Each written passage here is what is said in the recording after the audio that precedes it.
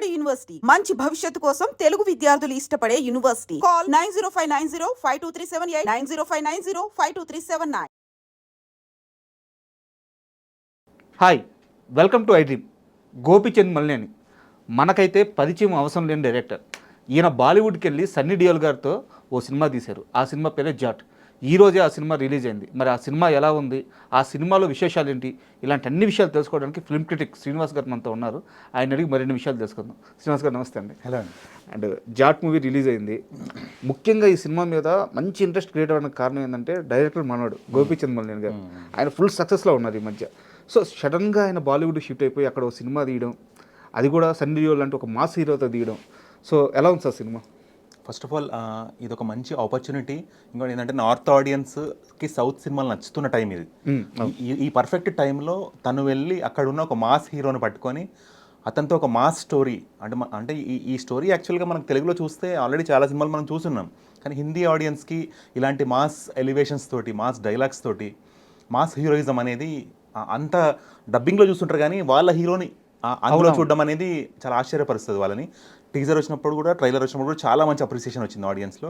Cinema కూడా అంటే తెలుగు ఆడియన్స్కి ఇది రొటీన్ టెంప్లెట్ లాగా అనిపిస్తుంది కానీ Hindi audience will find it like celebration. మంచి ఎలివేటింగ్ మూవీ. అండ్ మీరు అంటే ఆ డిఫరెన్షియేషన్ చెప్తున్నారు కాబట్టి తెలుగు మా హిందీ ఆడియన్స్ ఇట్లా వేరు చేసి చెప్తున్నారు కాబట్టి ఎగ్జాక్ట్లీ కథ కూడా అలాగే ఉందంటగా. అండ్ ఐ మీన్ మనకు ఆల్రెడీ అంతా తెలిసిన కథ వాళ్ళకి కొత్త అంట. ఇదే అండి సేవియర్ ఫార్మాట్ మూవీ. సేవియర్ అంటే ఏంటి, ఒక విలేజ్కి ఒక విలన్ ఉంటాడు. విలన్ పవర్ఫుల్, విలేజ్లో అందరూ బాధపడతా ఉంటారు. ఒక పర్సన్ వచ్చి విలన్ని కాపాడాలి. మనకు సింహాద్రి చూసినా అదే, గబ్బర్ సింగ్ 2 చూసినా అదే, మనం చూసిన అదే, డాకు మహారాజ్ కూడా అదే. కరెక్ట్ ఫార్మాట్ అదే.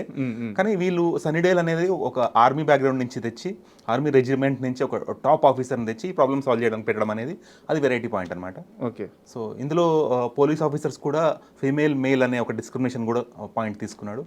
అండ్ ఆ హీరో పవర్ని, హీరో అంటే ఇది వరకు మనకు స్టార్టింగ్లో సన్నీ డియోల్ మూవీస్లో ఆ హీరోని చాలా పవర్ఫుల్గా చూసాము. దాని తర్వాత గదర్ అనే మూవీ చాలా సక్సెస్ అయింది. చాలా గ్యాప్ తర్వాత మళ్ళీ గదర్ 2 వచ్చింది, సక్సెస్ అయింది. సో అలాంటి పవర్ఫుల్ రోల్లో కొంతమంది నార్మల్ యాక్టర్స్ని పెడితే అసలు ఆ డైలాగ్ వాళ్ళకి సూట్ కాదు.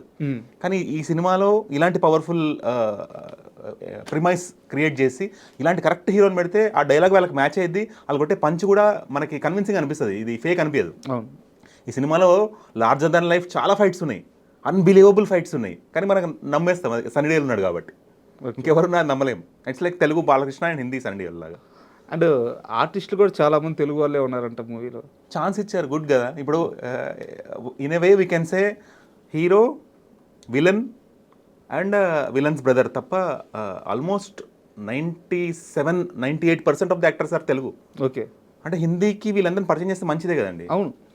ఇట్స్ లైక్ మన వాళ్ళకి opportunities will flourish like anything. It's good only. కాకపోతే అదే అంటున్నా, తెలుగు ఆడియన్స్ సినిమా చూస్తే మనకు కొన్ని సినిమాలు ఇలాంటి సేవియర్ మూవీస్లో కష్టాలు పడ్డ ప్రజలు ఉంటారు కదా. అవును. కొంతమంది లేడీస్ ఏడుస్తూ ఉంటారు, వాళ్ళు కూడా వాళ్ళే ఉన్నారు ఇందులో. మనం గుర్తుపడేస్తాం ఆ సినిమాలో వీళ్ళని చూసాం కదా అని. Hindi audience will find it exciting. And makers కూడా వచ్చేసి మన తెలుగు వాళ్ళే కదా. సో మేకింగ్ ఎలా ఉందండి? అంటే ప్రొడక్షన్ వాల్యూస్ గ్రాండ్గా తీశారండి సినిమా. అతను మెయిన్ ఆ డైరెక్టర్ని ట్రస్ట్ చేసి ఇంత ఖర్చు పెట్టారంటే గ్రేట్. అంటే తను ఓవర్ బడ్జెట్ ఎప్పుడు ఇంత ఓవర్ బడ్జెట్లో వెళ్ళలేదు. ఈ సినిమా కొంచెం చాలా గ్రాండ్ బడ్జెట్లో తీశారు. మెయిన్ అంటే తను వాళ్ళు బిలీవ్ చేసింది ఏంటంటే ఇంతకు ముందు వచ్చిన సినిమా గదర్ తర్వాత మళ్ళీ ఏ సినిమా రాలేదు. సో ఆడియన్స్కి లాస్ట్ ఇంప్రెషన్ ఎప్పుడు ఏముంటుంది, ఆ స్టార్ లాస్ట్ సినిమా ఏది, దాన్ని బట్టి నెక్స్ట్ మూవీకి వెళ్ళాలనే ఒక ఫిక్సేషన్ ఉంటుంది. ఓపెనింగ్స్ కూడా అలాగే వస్తాయి. ఈవెన్ మనకి టీజర్ ట్రైలర్ రెస్పాన్స్ కూడా it was very very good, very impressive response actually. So దాన్ని బేస్ చేసుకొని అంటే ప్రొడక్షన్ హౌస్ మాత్రం ఇక్కడ తగ్గలేదు, బాగా ఖర్చు పెట్టారు. సో ఆ స్టార్డమ్ని, ఎలివేషన్ని ఇక్కడ డైరెక్టర్ కూడా తగ్గనివ్వలేదు. అండ్ ఇప్పుడు మనకు తెలుగులో చూసుకున్నట్టయితే ఇలాంటి ఒక మాస్ సినిమాలు వచ్చినప్పుడు దానికి ఇంటర్లింక్ ఒక మంచి ఎమోషన్ ఉండడం అనేది కంపల్సరీ మనకి. మనం ఏ మాస్ సినిమా తీసుకున్నా ఎమోషన్ పండితేనే అక్కడ మాస్ సీన్స్ కానీ ఫైట్స్ కానీ ఏవైనా మనకి పండేవి. సో ఈ సినిమా లాంటి ఎమోషనల్ పాయింట్ ఏముంది? అదే అండి, అతని బ్యాక్గ్రౌండ్, అతని ఫ్లాష్ బ్యాక్ ఏదైతే ఉంటుందో అతను ఆర్మీతో కనెక్ట్ చేయడం అనేది అక్కడ మనకు కొంచెం ఆ emotional connectivity in terms of patriotism ఏర్పడుతుంది. అంటే త్రూ అవుట్ ద మూవీలో ఎమోషనల్ పాయింట్ అంటే ఇంకా అది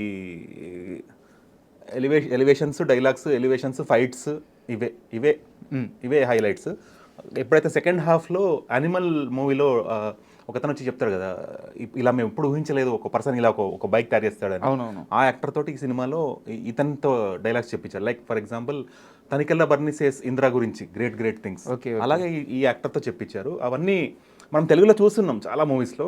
హిందీలో ఈ యాక్టర్ మీద బాగుంది అది, ఆ టైప్ ఆఫ్ స్క్రీన్ రైటింగ్. మనం సన్నీ డేల్ని ఇలా ఎప్పుడు చూసుండం. అవును. అది బాగుంది యాక్చువల్లీ. అండ్ అంటే సినిమాకి సంబంధం లేకుండా ఒక జనరల్ క్వశ్చన్ సార్, గతంలో బాలీవుడ్ ఫిల్మ్ మేకింగ్ అంతా ఒక టెంపోలో ఉండేది, అవును ఒక సరలిస్టిక్ పోయిటరీ ఉన్నట్టుండేది వాళ్ళ సినిమాలు. అవును. ఎప్పుడైతే తెలుగు సినిమా నుంచి లేకుంటే సౌత్ నుంచి ఒక మాసిల్లి వాళ్ళ మీద పడిపోయిందో కొంతకాలం అయితే ఉక్కిరి బిక్కిరి అయిపోయారు. సో ఇప్పుడు వాళ్ళకి మన మేకర్స్ వెళ్ళి ఎన్ని అలవాటు చేస్తున్నారు కదా, సో తర్వాత కాలంలో ఈ కాన్ఫ్లిక్ట్, ఇద్దరి మధ్య కాన్ఫ్లిక్ట్ ఎలా ఉండబోతుంది అంటారు? అవునండి, మన దగ్గర we see clear divide of directors. Like for example Boyapati Srinu ఉన్నారు, he makes extreme mass movies. మన దగ్గర త్రివిక్రమ్ శ్రీనివాస్ ఉన్నారు, he makes extreme class movies. Rajamouli ఉన్నారు, he makes extreme grandeur movies.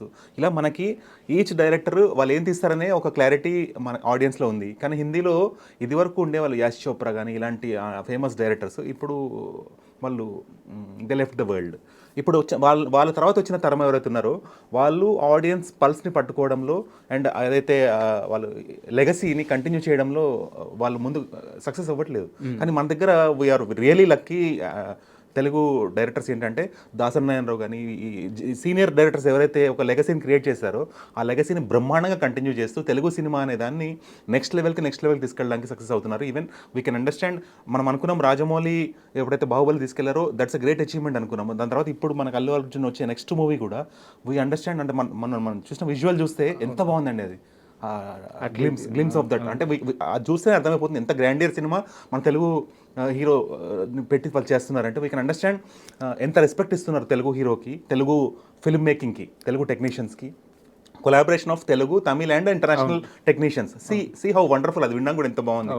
So అలానే ఈ డైరెక్టర్ ఎవరైతే తెలుగు మూవీస్లో సక్సెస్ఫుల్ నేమ్ ఉన్నారో ఈ డైరెక్టర్ ఒక స్టార్ని కన్విన్స్ చేసి ఒక ప్రెమైస్ క్రియేట్ చేసి ఇలా ఒక సినిమా బయటికి రావడం జాట్ అనే పేరుతోటి ఆ సినిమాకి కంప్లీట్ హిందీ ఆడియన్స్ నుంచి ఇంత మంచి రెస్పాన్స్ రావడం గుడ్ థింగ్స్ కదండి. మన తెలుగు ఫ్లాగ్ ఎక్కడెక్కడ ఎగురుతున్నా కూడా మంచి అనిపిస్తుంది. ఎగ్జాక్ట్లీ.